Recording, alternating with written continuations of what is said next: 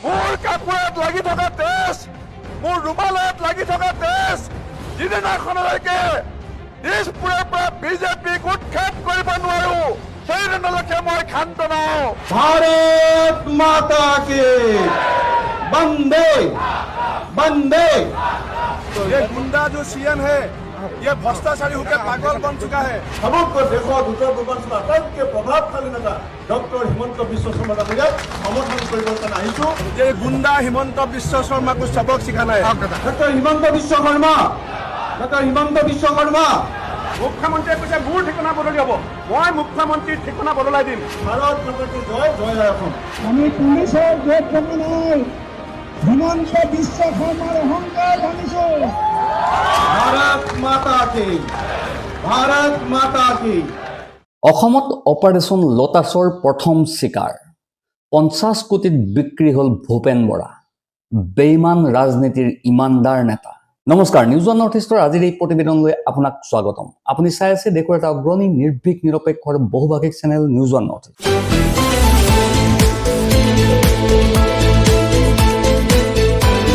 News one North ইষ্টৰ মাধ্যমেৰে আমি কেৱল বাতৰি সম্প্ৰচাৰ কৰাই নহয়, ইয়াৰ আঁৰৰ প্ৰকৃত সত্যও আপোনাৰ সন্মুখত তুলি ধৰিবলৈ চেষ্টা কৰোঁ, যিবিলাক বাতৰি গদি মিডিয়াই আপোনাৰ সন্মুখৰ পৰা সদায় লুকুৱাই ৰাখে। প্ৰিয় দৰ্শক, অসমত নিৰ্বাচনৰ ৰণদুন্দুভি ইতিমধ্যে বাজি উঠিছে।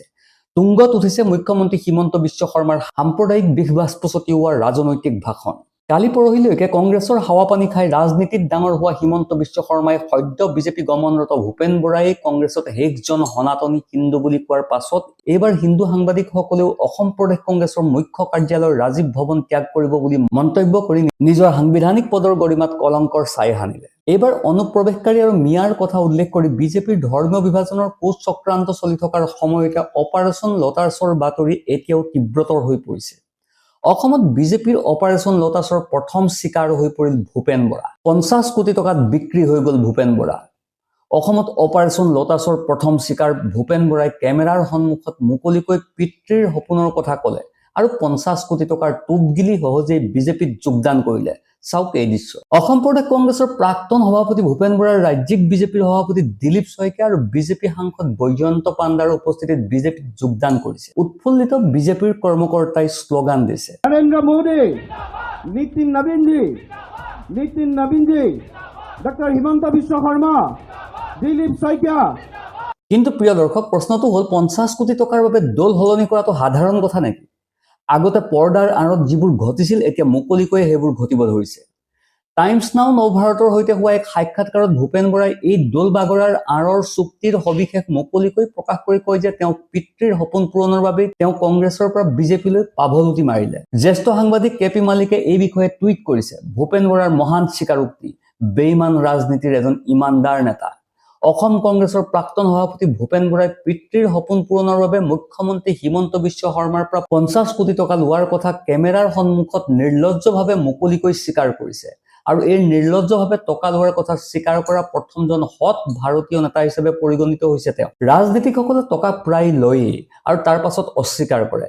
এনে সততাই হৈছে ভূপেন বৰাৰ দৰে নেতাসকলৰ বাবে নিৰ্লজ্জতাৰ অলিম্পিকৰ স্বৰ্ণ পদক। আজিৰ যুগত নিৰ্লজ্জতা এনেকুৱা যে আপুনি লুটপাট কৰক, স্বীকাৰোক্তি দিয়ক আৰু হাত চাপৰি বজুৱাওক আৰু দিওঁতা আৰু লওঁতা দুয়োজনে বেফিকিৰভাৱে মৌজ মস্তি কৰি জীয়াই থাকক। কাৰণ চৰকাৰী তদন্তকাৰী এজেঞ্চিবোৰ বিৰোধীৰ বাবেহে, ক্ষমতাত থকাসকলৰ বাবে এই এজেঞ্চিবোৰ ৱাশ্বিং মেচিনৰ দৰে। প্ৰিয় দৰ্শক, ভূপেন বৰাৰ কিন্তু ইমান দেৰি আছে দেই। টাইমছ নাও নৱভাৰতৰ কেমেৰাৰ সন্মুখত কনফেছ কৰিছে। কিন্তু ভূপেন বৰাই দল বাগৰি পোৱা এই 50 কোটি টকা ক'ৰ পৰা আহিছে সেয়া প্ৰকাশ কৰিবই লাগিব। বিজেপিৰ পাৰ্টি একাউণ্টৰ পৰাই হওক বা আন ঠাইৰ পৰাই হওক। সাধাৰণ মানুহৰ পাই পইচাত চকুত ৰখা এই চৰকাৰখনে এই 50 কোটি টকাৰ হিচাপ দিবনে? প্ৰিয় দৰ্শক, এইটো এটা ডাঙৰ প্ৰশ্ন। নে PM কেয়াৰ ফাণ্ডৰ দৰে পৰিস্থিতিৰ সৃষ্টি হ'ব, য'ত মানুহে কিমান টকা আহিছে আৰু ক'ত খৰচ হৈছে সেইটো কথা মোদী চৰকাৰে সাধাৰণ জনতাক জানিবলৈ নিদিয়ে? বাৰু টাইমলাইনৰ প্ৰতিও গুৰুত্ব দিয়াৰ প্ৰয়োজন আছে। 16 ফেব্ৰুৱাৰীত কংগ্ৰেছৰ পৰা পদত্যাগ কৰিছিল ভূপেন বৰাই। কিন্তু কংগ্ৰেছ হাইকমাণ্ডে তেওঁৰ পদত্যাগৰ কথা মানি লোৱা নাছিল আৰু জ্যেষ্ঠ নেতাসকলে তেওঁৰ ঘৰলৈ গৈ তেওঁৰ সৈতে কথা পাতিছিল। তেওঁক বুজাবলৈ চেষ্টা কৰা হৈছিল। কংগ্ৰেছ নেতা ৰাহুল গান্ধীয়েও ভূপেন বৰাৰ সৈতে ফোন যোগে কথা পাতি তেওঁৰ সিদ্ধান্ত পুনৰ বিবেচনা কৰিবলৈ অনুৰোধ জনাইছিল। এনেধৰণৰ খবৰ বিয়পি পৰিছিল। কিন্তু ঠিক পাছদিনা মুখ্যমন্ত্ৰী হিমন্ত বিশ্ব শৰ্মা ভূপেন বৰাৰ বাসগৃহত উপস্থিত হৈ 22 ফেব্ৰুৱাৰীত ভূপেন বৰাই বিজেপিত যোগদান কৰিব বুলি ঘোষণা কৰি দিলে। এতিয়া যেনেকৈ ভাৰতৰ যিকোনো আভ্যন্তৰীণ প্ৰতিৰক্ষামূলক বিষয়ে ট্ৰাম্প বা আন ৰাষ্ট্ৰপতিয়ে ঘোষণা কৰে, ভাৰতৰ প্ৰধানমন্ত্ৰী মোদীয়েও নকৰে, চৰকাৰেও নকৰে, একেদৰে এজন কংগ্ৰেছ নেতাই বিজেপিত যোগদান কৰিব আৰু বীৰ দৰ্পে এই ঘোষণা কৰিলে বিজেপিৰ নেতা তথা মুখ্যমন্ত্ৰী হিমন্ত বিশ্ব শৰ্মাই। ভূপেন বৰাই 22 ফেব্ৰুৱাৰীত বিজেপিত যোগদান কৰিব। হয়তো মুখ্যমন্ত্ৰীগৰাকীয়ে 50 কোটি টকালৈ ভূপেন বৰাৰ ঘৰত উপস্থিত হৈছিল। 50 कोटी टका সেইভাবেই ভূপেন বৰা মান্তি হল। भारतीय जनता पार्टी में असम प्रदेश कांग्रेस कमेटी के भूतपूर्व अध्यक्ष और मौजूदा कैंपेन कमेटी का चेयरपर्सन भूपेन बरा जी ने योगदान किया है। कल भूपेन बरा जी ने माननीय गृह मंत्री अमित शाह जी को भी साक्षात किए थे। भूपेन बरा जी का बहुत बड़ा कांग्रेस में कंट्रीब्यूशन था और कम से कम 33 इयर्स उन्होंने कांग्रेस को सेवा किया था। आज से उनका एक नया जीवन शुरू होगा। भारतीय जनता पार्टी का जो राष्ट्र प्रथम ये नीति को आगे रखते हुए हम लोग एक साथ काम करेंगे और भूपेन बरा जी को भी मैं उनका नया राजनीतिक जीवन के लिए शुभकामना देता हूँ।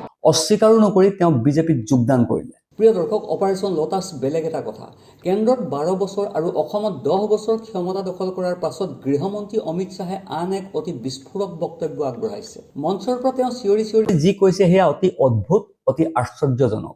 বিবাদ মানুহ মাত্ৰে আচৰিত হ'বলগীয়া কথা, বিশ্বাস কৰিব নোৱাৰা কথা। তেওঁ কৈছে যে অনুপ্ৰৱেশকাৰীক দেশৰ মাটিৰ পৰা খেদি পঠিয়াবলৈ বিজেপিক জনতাই আৰু এটা সুযোগ দিয়া উচিত। অৰ্থাৎ সীমা অতিক্ৰম কৰা হৈছে। জনতাই সুযোগৰ উপৰি সুযোগ দিছে, কিন্তু দিল্লীৰ পৰা বিহাৰলৈকে আৰু এতিয়া অসমত একেই স্ক্ৰিপ্ট, একেই নাটক। নিৰ্লজ্জতাৰো এটা সীমা থাকে, অন্তত পাৰ হোৱা উচিত নহয়। প্ৰিয় দৰ্শক, ইয়াততো নিৰ্লজ্জতাক লাইফ টাইম ৰিচাৰ্জ কৰি দিয়া হ'ল বুলিয়েই ধৰক। গৃহমন্ত্ৰী ছাৰে কি কৈছে শুনক। आपको वादा कर कर जाता हूं, आप भाजपा सरकार बना दो, हम 5 साल में घुसपैठिए को सिर्फ मतदाता सूची से नहीं निकालेंगे, देश की भूमि से भी निकालने का काम करेंगे। देश की चुनाव आयोग एसआईआर कर रहा है। एसआईआर होगा तो स्वाभाविक रूप से घुसपैठिए पहचाने जाएंगे। और राहुल गांधी इसके खिलाफ आंदोलन छेड़े हुए, कभी हाइड्रोजन बम फोड़ते हैं, कभी एटम बम फोड़ते हैं, कभी परमाणु बम फोड़ते हैं। अरे भाई राहुल जी, आपके सारे बम फटाके जितना भी आवाज नहीं कर पाए और ये देश घुसपैठियों से मुक्त होना तय है, मुक्त होना। গতিকে প্ৰিয় দৰ্শক, দেশৰ মাননীয় গৃহমন্ত্ৰীগৰাকীয়ে ক'লে যে ৰাহুল গান্ধীৰ কেতিয়াবা হাইড্ৰজেন বম, কেতিয়াবা এটম বম, কেতিয়াবা নিউক্লিয়াৰ বম, এইবোৰ সাধাৰণ ফটকা এটাৰ সমানো শক্তিশালী নহয়। প্ৰিয় দৰ্শক, সংসদত ৰাহুল গান্ধীৰ বোমা বিস্ফোৰণ কিমান শক্তিশালী সেইটো হয়তো আপোনালোকে সকলোৱে দেখিছে। ব্যাপক নিৰাপত্তাৰ সৈতে ভ্ৰমণ কৰা বিশ্বগুৰুজন লোকসভালৈও নাহিল, তেওঁ বক্তব্য দিবলৈও লোকসভালৈ নাহিল। আৰু সেই বিজেপি নেতাসকলে কৈছে যে ৰাহুল গান্ধীৰ নিৰ্দেশত বিৰোধী মহিলা সাংসদসকলে প্ৰধানমন্ত্ৰী মোদীক শাৰীৰিকভাৱে আক্ৰমণ কৰাৰ পৰিকল্পনা কৰিছিল। গতিকে প্ৰধানমন্ত্ৰী মোদী লোকসভাৰ অধিৱেশনলৈ নাহিল। শুনিলে কি কৈছে বিজেপি নেতাই? সংসদ নহয়, কিবা যেন টাংগুটি খেলা ফিল্ডহে। এখন কিতাপৰ কেইটামান বাক্যই বিজেপিৰ ভৰিৰ তলৰ মাটি কঁপাই তুলিলে। বাকৰুদ্ধ হৈ পৰিল। বুজনি দিবলৈ আহিছিল এজন মন্ত্ৰী, আন এজন মন্ত্ৰীয়ে কি নাজানো 50 বছৰৰ আগৰ কথাবোৰ মনত পেলাই আছিল। আৰু এইটোৱেই বৰ্তমানৰ ৰাজনৈতিক পৰিস্থিতি, ৰাজনৈতিক পৰিৱেশ। বিজেপি নেতাই একো এটা ক'বও নোৱাৰে। অৰ্থাৎ বিজেপি নেতাৰ অৱস্থা অতি শোচনীয়। অৱশ্যে AI সামিটত অৰ্ধ উলংগ প্ৰতিবাদে বিজেপিক এটা সুযোগ দিলে।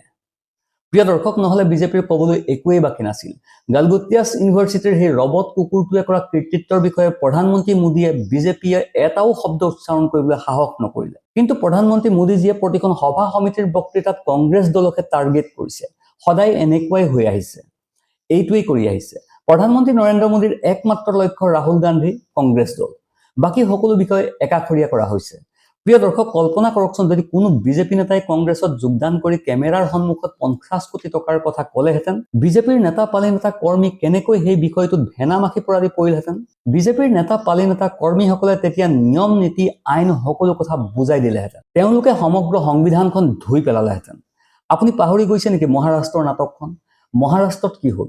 পাৰ্থক্য মাথো ভূপেন বৰা কংগ্ৰেছৰ পৰা বিজেপিলৈ গৈছে, তাকো 50 কোটি টকা লৈ। গতিকে এইটোত কোনেও গুৰুত্ব নিদিয়ে।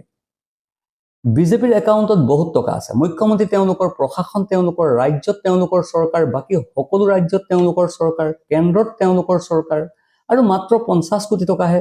এইটো আৰু এটা বৃহৎ টকা হ'ল নে? ক'ৰবাৰ পৰা উলিয়াই দি দিলে ভূপেন বৰাক। 50 কোটি টকাৰে কিনো কিনিব পাৰি? দি দিলে ভূপেন বৰাক। ভোটৰ আগত জনতাক দেখুৱাবলৈ নেতা কিনিলে। এতিয়া ইয়াৰ পৰাই নেতাজীয়ে বেটিং কৰিব। আৰু হিমন্ত বিশ্ব শৰ্মায়ো এসময়ত কংগ্ৰেছীয়েই আছিল। তেওঁ হয়তো নিশ্চয় একেধৰণৰ ডিল কৰি কংগ্ৰেছৰ পৰা বিজেপিলৈ গৈছিল। অন্যথা বিজেপি চৰকাৰতো কোনো দুৰ্নীতিয়েই নহয়, সেইটো আপুনিও জানে। প্ৰিয় দৰ্শক, এইখিনিতে মই আপোনাক কিবা এটা ক'ব বিচাৰিছোঁ। সত্যনিষ্ঠ সাংবাদিকতা কৰাটো আজিকালি কিমান কঠিন কাম। কিন্তু এনে পৰিস্থিতিতো যদি কোনোবাই আপোনাৰ খবৰ প্ৰচাৰ কৰি আছে, আপোনাৰ ইছ্যুৰ কথা কৈছে, তেন্তে আপুনি তেওঁলোকক সমৰ্থন কৰা উচিত। যদি আপুনি মোৰ সাংবাদিকতা শুদ্ধ বুলি বিশ্বাস কৰে, যে মই আপোনাৰ বাবে শুদ্ধ তথ্য সমৃদ্ধ বাতৰি পৰিৱেশন কৰিছোঁ, তেন্তে আমাক সমৰ্থন কৰক। ভিডিঅ'টো ভাল লাগিলে লাইক, ছাবস্ক্ৰাইব কৰক আৰু আপোনাৰ মতামত আমাৰ কমেণ্ট ছেকশ্যনত প্ৰদান কৰক। কাৰণ আপোনাৰ কণ্ঠই হৈছে আমাৰ মূল শক্তি। Bureau' report, news one North east.